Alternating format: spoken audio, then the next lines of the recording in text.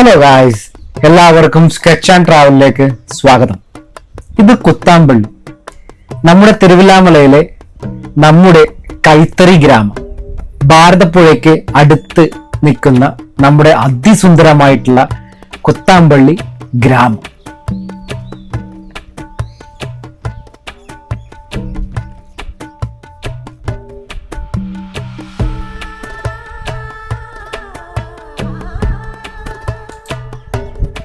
കാലത്തെ വണ്ടി ഇറങ്ങി നേരെ കുത്താമ്പള്ളിയിലേക്ക് പോകുന്നു.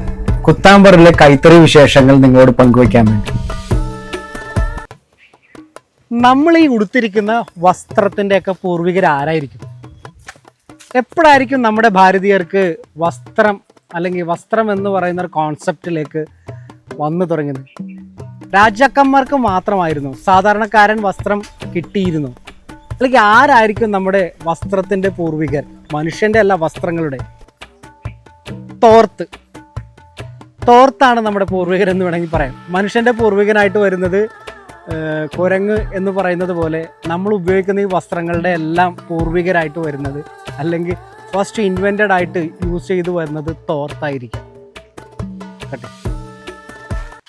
ശരിക്കും കൃഷി ആവശ്യങ്ങൾക്ക് വേണ്ടി ആയിരിക്കാം മനുഷ്യൻ നെയ്യൽ അല്ലെങ്കിൽ നെയ്ത്ത് വസ്ത്രങ്ങൾ ആദ്യം കണ്ടുപിടിച്ചത്. അത് വസ്ത്രത്തിലൂടെ ആയിരുന്നിരിക്കില്ല. ഒരു പക്ഷേ കൃഷിക്ക് വേണ്ടിയും കൊട്ട നെയ്യാനും പാർപ്പിടം മഴ കൊള്ളാതെ ഒന്ന് കിടന്നുറങ്ങാൻ വേണ്ടി ആയിരിക്കാം, ഓല നെയ്ത് കിടന്നുറങ്ങാൻ വേണ്ടി ആയിരിക്കാം നെയ്യൽ എന്ന് പറയുന്ന അല്ലെങ്കിൽ നെയ്ത്ത് എന്ന് പറയുന്ന ഒരു കൈവിരുത് അല്ലെങ്കിൽ കല മനുഷ്യൻ കണ്ടുപിടിച്ചു. പിൽക്കാലത്ത് ഇത് വസ്ത്രം എന്ന് പറയുന്ന ഒരു കോൺസെപ്റ്റിലേക്ക് വന്നതായിരിക്കും. എന്തുമാകട്ടെ, നമ്മൾ ഈ കാണുന്ന ഇന്നത്തെ വസ്ത്രങ്ങളെല്ലാം കൈത്തറി സ്റ്റാർട്ടിങ്ങിൽ വന്നത് തോർത്തിൽ നിന്നുമാണ്. കാരണം തോർത്ത് എന്ന് പറഞ്ഞാൽ നമ്മൾ ഇന്ന് കാണുന്ന ആ ഒരു ചെറിയ തോർത്തല്ല കേട്ടോ. തോർത്ത് എന്ന് പറഞ്ഞ കോൺസെപ്റ്റ് നീണ്ടത്തിൽ ഒരു വസ്ത്രം, അതായിരിക്കാം മേൽമുണ്ട് നമ്മുടെ മേല് മറയ്ക്കാൻ വേണ്ടി അന്ന് ഉപയോഗിച്ചിരുന്ന വസ്ത്രം. അതിന് ആ വസ്ത്രം നെയ്തത് കൊണ്ടായിരിക്കാം നമ്മുടെ വസ്ത്രങ്ങളുടെയൊക്കെ തുടക്കം തുടങ്ങുന്നത്. അത് തന്നെ ആയിരിക്കാം നമ്മൾ ഉപയോഗിച്ചു പോകുന്ന അല്ലെങ്കിൽ നമ്മൾ ഇപ്പോൾ ഉപയോഗിക്കുന്ന വസ്ത്രങ്ങളുടെ എല്ലാം പൂർവികൻ എന്ന് പറയുന്ന തോർത്ത്. ഈ തോർത്തിൽ നിന്നായിരിക്കാം നമ്മൾ മുണ്ട്, ധോത്തി എന്ന് പറഞ്ഞൊരു കോൺസെപ്റ്റിലേക്ക് മാറി. അപ്പോൾ ഇപ്പോൾ ഞാൻ പറയാൻ പോണത് നമ്മൾ കുത്താമ്പള്ളിക്കടുത്തുള്ള അല്ലെങ്കിൽ കുത്താമ്പള്ളിക്കടുത്തുള്ള ഇരവത്തുടി എന്ന് പറഞ്ഞ സ്ഥലത്തെയും കൈത്തറി തൊഴിലാളികളെ കുറിച്ചുള്ള കഥയാണ്. അവരെങ്ങനെ സർവൈവ് ചെയ്യുന്നു, കൈത്തറി വ്യവസായങ്ങൾ എങ്ങനെയാണ് ഇപ്പോൾ ഇവിടെ നടക്കുന്നത്, ഇപ്പോൾ നിലവിൽ കൈത്തറി വ്യവസായങ്ങളുടെ സ്ഥിതി എങ്ങനെയാണ്, നമുക്കതൊന്ന് നോക്കാം. കുത്താമ്പള്ളിയിലെയും ഇരവത്തുടിയിലെയും കൈത്തറി തൊഴിലാളികൾ എങ്ങനെയാണ് ഇവിടേക്ക് വന്നത്? ചരിത്രം അന്വേഷിക്കുമ്പോൾ അറിയപ്പെടുന്നത് കൊച്ചി രാജാവ് തങ്ങളുടെ കുടുംബത്തിലേക്ക് വേണ്ടി നെയ്യാൻ വേണ്ടിയുള്ള തൊഴിലാളികളെ തമിഴ്നാട്ടിൽ നിന്നും കർണാടക മൈസൂരിനടുത്തുള്ള ടിപ്പു ഭരിച്ചിരുന്ന ആസ്ഥാനത്തിൻ്റെ അടുത്ത് നിന്നുമുള്ള തൊഴിലാളികളെ ഇങ്ങടേക്ക് കൊണ്ടുവന്നു എന്നാണ് പറയപ്പെടുന്നത്. അതിൽ കുറച്ച് വിഭാഗം ആൾക്കാർ കർണാടക വിഭാഗത്തിൽ നിന്ന്, കുറച്ച് വിഭാഗം തമിഴ്നാട്ടിൽ നിന്ന് വന്നു. നമുക്ക് ആ സ്ഥലങ്ങളിൽ ചെന്നാൽ അറിയാം, അവർ ഇപ്പോഴും സംസാരിക്കുന്നത് കർണാടക ഭാഷയാണ്. എന്ന് വെച്ച് കഴിഞ്ഞാൽ കന്നഡ. അവരോട് തന്നെ അവരുടെ ഉള്ളിൽ അങ്ങോട്ട് ഇങ്ങോട്ട് സംസാരിക്കുന്നത് കന്നഡയും, പുറത്തുനിന്നുള്ള ഒരാൾ വരുമ്പോൾ സംസാരിക്കുന്നത് മലയാളവുമാണ്. ശരിക്കും ഞാൻ അവരായിട്ട് സംസാരിക്കുമ്പോൾ കന്നഡികനായിട്ടുള്ള ഒരു മലയാളി എന്ന് വേണമെങ്കിൽ ആ വിഭാഗക്കാരെ നമുക്ക് വേണമെങ്കിൽ പറയാം. ഓരോ വീടുകളിലും ഓരോ ചെറിയ ചെറിയ കൈത്തറികളുണ്ട്. ഇപ്പോൾ അവരുടെ പാരമ്പര്യത്തിലുള്ള ആളുകൾ ഇപ്പോൾ ഉള്ള പാരമ്പര്യത്തിൽ അത് മുന്നോട്ട് കൊണ്ടുപോകുന്നില്ല. പക്ഷേ പണ്ട് ഒരു തലമുറയ്ക്ക് മുന്നേ ഉള്ള ആൾക്കാർ വരെ അവർ അത് നോക്കുന്നുണ്ട്. അതിപ്പോഴും ഈ പറഞ്ഞ പോലെ അവർ ആ വ്യവസായം ചെയ്യുന്നുണ്ട്. ഒരു ദിവസം ഒരു മുണ്ട് അല്ലെങ്കിൽ ഒരു ദിവസം ഒരു സാരി ഒക്കെ അവർ നെയ്യുന്നുണ്ട്. അതിൽ ഡിസൈൻ ഉള്ളതും ഡിസൈൻ ഇല്ലാത്തതും എല്ലാ തരമായിട്ടുള്ള വർക്കുകളും അവിടെ നടന്നു പോകുന്നുണ്ട്.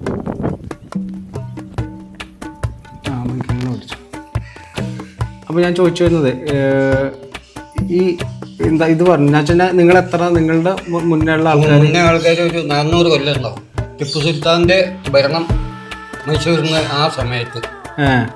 അപ്പോൾ നിങ്ങൾ ബേസിക്കലി തമിഴ് സംസാരിക്കുന്ന? തമിഴ്, കന്നഡ, മലയാളം ഇപ്പോഴും ഇപ്പോഴും നിങ്ങൾ ഒറിജിനൽ ഇവിടെ മുഴുവൻ കന്നഡ.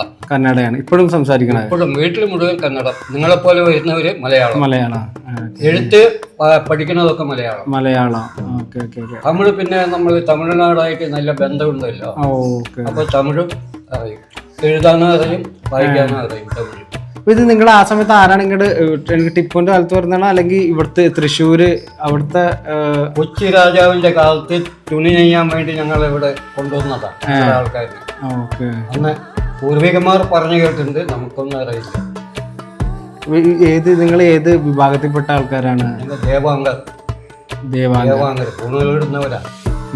പൂണൂല് ആവണിയാവട്ടത്തിന് പൂണൂലിടുന്ന ആൾക്കാരാ. മത്സ്യമാംസമൊക്കെ കഴിക്കും. ചേട്ടന് ഞാൻ പേര് വെക്കാൻ മറന്നുപോയിരുന്നു. ആയിക്കോട്ടെ, ലാസ്റ്റിൽ പറഞ്ഞാൽ മതി.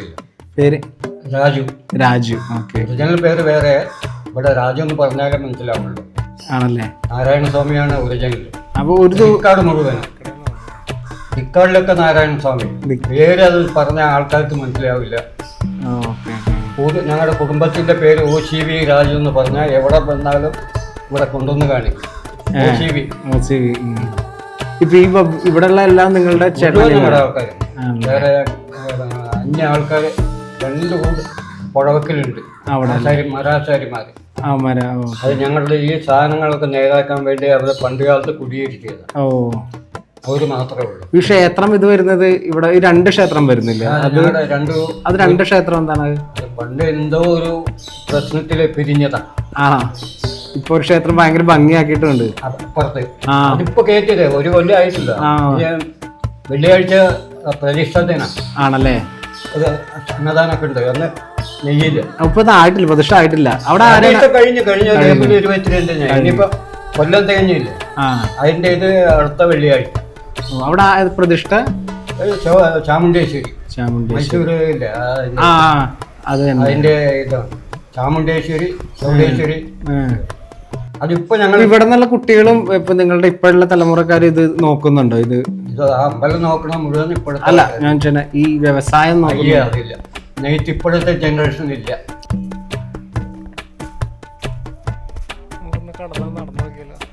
ഈ മാരിയമ്മൻ കോവില് ഇച്ചിരി വിശേഷപ്പെട്ടതാണ് കേട്ടോ. പണ്ട് ഇതൊരൊറ്റ കോവിലായിരുന്നു എന്നാണ് അറിഞ്ഞത്. പിൽക്കാലത്ത് ഇത് 2ആയി, തർക്കത്തിന്റെ ഭാഗമായിട്ടാകാം ഇത് 2 കോവിലുകളായി മാറി. പക്ഷെ ഇപ്പൊ ഈ ലാസ്റ്റ് ഈ കാണുന്ന കോവില്, ഇതിന്റെ ചുറ്റിലും വന്നേക്കണ സ്കൾപ്ചേഴ്സും റിലീഫും ആ പില്ലറിൽ വരുന്ന ഡിസൈനൊക്കെ കണ്ടിട്ട് അത് കൊതി വരുന്ന വെച്ച് കഴിഞ്ഞാൽ ഇത് ആദ്യമായിട്ടാണ് ഞാൻ ഒരു അമ്പലം ചില്ല് കൊണ്ട് ഫ്രണ്ടിൽ ചില്ലൊക്കെ ഇട്ട് നിൽക്കുന്നത് കണ്ടതേക്കണത്. എന്നാലും അതിമനോഹരമാണ് കേട്ടോ ഈ അമ്പലം കാണാൻ വേണ്ടി. ഇത് മാരിയമ്മൻ കോവിലാണത്.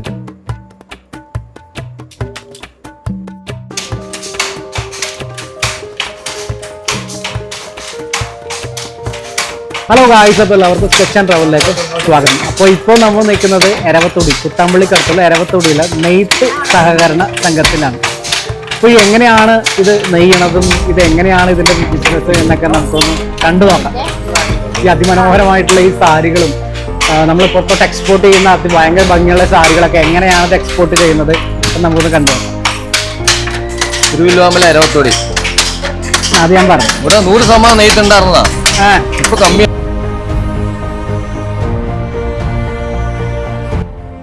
പേര്? എന്റെ പേര് ഗണേശൻ. ഇവിടെ തന്നെ വീട്. ഇവിടെ തന്നെ. ഇവിടെ എത്ര നാളായി ഈ ഫീൽഡിൽ നിൽക്കുന്നത്? ഇതിലും കുറെ നാളും പിന്നെ ഇതിലല്ല പണി, വേറെ ഒരു പണിയില്ല. ഇത് ഇത് വരുന്നത് ഇപ്പൊ നെയ്തുകൊണ്ടിരിക്കുന്നത് മുണ്ടാണല്ലേ? സെറ്റുമുണ്ട്. ഇപ്പൊ ഈ മറ്റേ സാരി എംബ്രോ ഇത് വരുന്ന സാരി അതൊക്കെ ഇതിൽ ഇതിലെന്നെ നെയ്യാ. അവര് ഞങ്ങള് സെറ്റില് വരുമ്പോ അവര് ഓർഡർ കൊടുക്കും. അപ്പൊ അതിനനുസരിച്ച് ഞങ്ങള് നെയ്ത് അവിടെ കൊടുക്കും. അപ്പൊ ഡിസൈൻസ് ഇതിനകത്ത് വരുന്ന ഡിസൈനുകൾ ഇതിനകത്ത് നെയ്യാൻ വേണം. ഡിസൈൻ ഇല്ല അവിടെ.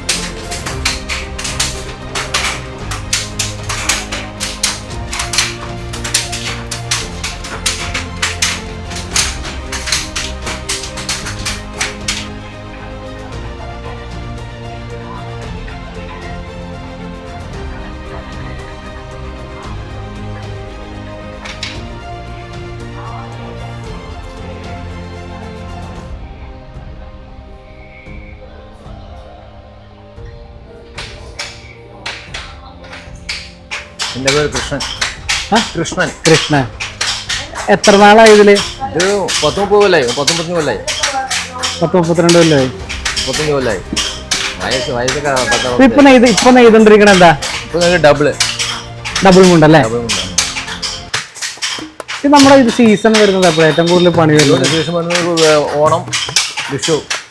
ഈ ഓണം വിഷുവിനാണ് ഏറ്റവും കൂടുതൽ ഈ സൊസൈറ്റിയിൽ നിന്ന് പോണത്. ശരിക്കും പറഞ്ഞാൽ പുറത്തോട്ട് നമുക്ക് എക്സ്പോർട്ടിങ് കമ്പനി എടുക്കാറുണ്ടെങ്കിൽ ഇവിടെ തന്നെയുള്ള ഇതാണ് പോണം. ഇവിടെ ഉപയോഗിച്ചിട്ടുണ്ട് 20% ഗവൺമെന്റ് ഇവിടെ നേരിട്ട് എടുക്കണമെങ്കിൽ 1000 എടുത്താൽ 800 കൊടുത്താൽ മതി.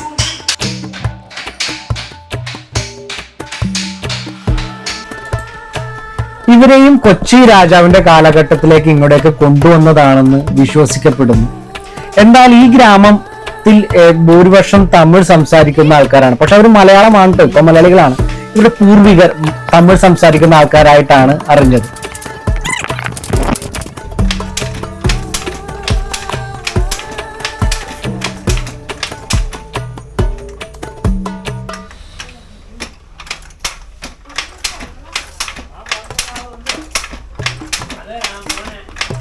എൻ്റെ പേര് ചിന്നമണി.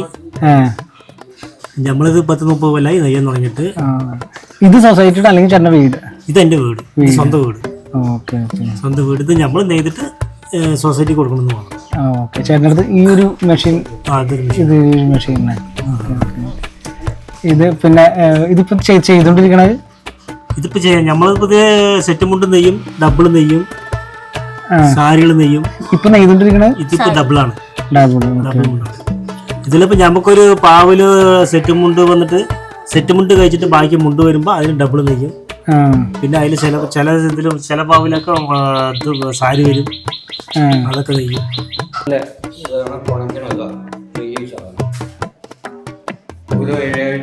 പിടിക്കോ?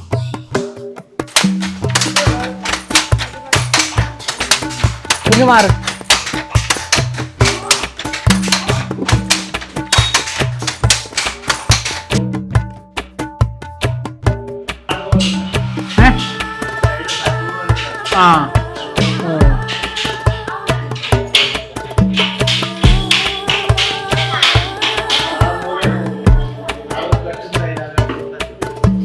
പിന്നെ ഒന്ന് കറക്കി.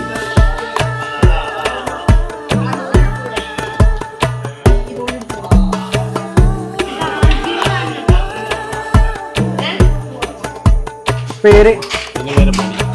മണി. ഓക്കെ. ചേട്ടനും എത്ര നാളായി ഇവിടെ? 25 കൊല്ലം. ഇപ്പൊ നെയ്തുകൊണ്ടിരിക്കണ എന്താണ് അപ്പൊ? നമ്മളിപ്പോ നിൽക്കുന്നത് ഈ സൊസൈറ്റിന്റെ പ്രത്യേകത എന്ന് വെച്ചാൽ ഈ സൊസൈറ്റിയിൽ നെയ്യുന്ന വസ്ത്രങ്ങള് ഇവിടെ വന്നു കഴിഞ്ഞാൽ ഒരു 20%, എത്ര ശതമാനം? 20% ഒരു എന്താ പറയാ റിബേറ്റ് ഉണ്ട്. കാരണം കംപ്ലീറ്റ് കോട്ടൺ കൈത്തറിയാണ്. അതെ, കൈ കൊണ്ട് പ്രവർത്തിക്കുന്ന ഇതാണ്. കൈ എന്ന് വെച്ചാൽ കംപ്ലീറ്റ് കോട്ടൺ ആണ് ഈ സാധനം. തിരുവല്ലുവാമല അരവത്തൊടി.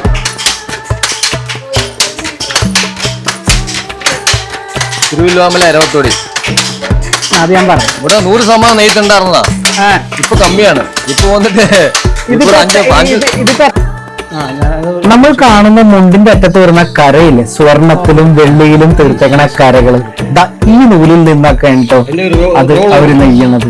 അതേപോലെ തന്നെ സ്വർണത്തിന്റെ ഈ നൂലിലും അവർ സൈഡ് ബോർഡേഴ്സും ചിലപ്പോൾ ഡിസൈൻസും ഒക്കെ വർക്ക് ചെയ്യുന്നത് ഈ നൂലുകളിൽ നിന്നാണ്.